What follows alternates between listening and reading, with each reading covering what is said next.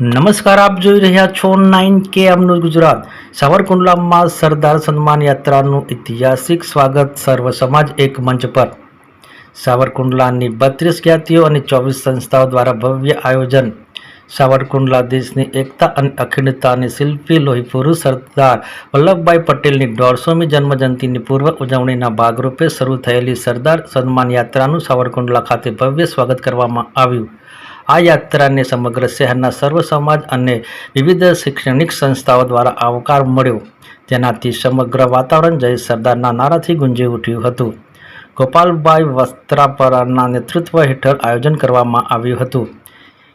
એક ભારત શ્રેષ્ઠ ભારતના સપનાને સાકાર કરવાના ઉદ્દેશ સાથે યાત્રા નીકળી છે। યાત્રા કુલ 1800 કિલોમીટરનું અંતર કાપશે, જેમાં 18 જિલ્લાઓ, 355 ગામો અને 40 નદીઓનો સમાવેશ થયો છે। બારડોલીથી શરૂ થયેલી આ યાત્રા સોમનાથ ખાતે સંપન્ન થશે। સાવરકુંડલાના નાગરિકોએ ફૂલહાર અને તાળીઓના ગડગડાટ સાથે યાત્રાનું સ્વાગત કર્યું હતું। ઉપસ્થિત મહાનુભાવોએ સરદાર પટેલના યોગદાનને યાદ કરી જણાવ્યું કે આવી યાત્રાઓ દેશને ભાવિ પેઢીને તેમના આદેશોથી પરિચિત કરાવવામાં અત્યંત મદદરૂપ થશે। વિશેષ રિપોર્ટ સંજય વાઘેલા, અમરેલીથી।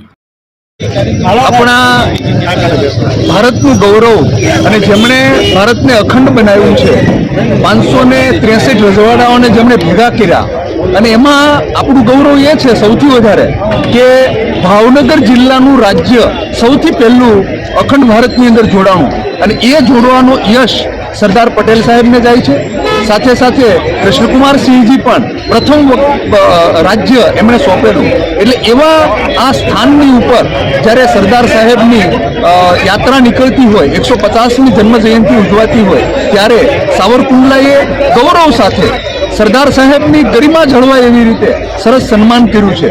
સમગ્ર સાવરકુંડલાની તમામ જ્ઞાતિઓ, તમામ જાહેર સંસ્થાઓ, શૈક્ષણિક સંસ્થાઓના વિદ્યાર્થીઓ, સાધુ સંતો બધાએ અહીંયા રીધી સીધી ચોક સાવરકુંડલામાં સરસ મજાનું સન્માન કર્યું છે। બહુ ભવ્ય રેલી અહીંયાથી, બહુ ભવ્ય યાત્રા અહીંયાથી નીકળી છે। ગોપાલભાઈ વસ્ત્રાપરાએ પણ આ એક ઉત્તમ કાર્ય કર્યું છે ભારત માટે, ગુજરાત માટે, અને ગુજરાતને ગૌરવ અપાવે એવી યાત્રા નીકળી છે, અને સાવરકુંડલાએ ભવ્ય સ્વાગત કર્યું છે। એના માટે સમગ્ર સાવરકુંડલા ગૌરવની લાગણી અનુભવે છે। Thank you. નમસ્કાર, જય સરદાર।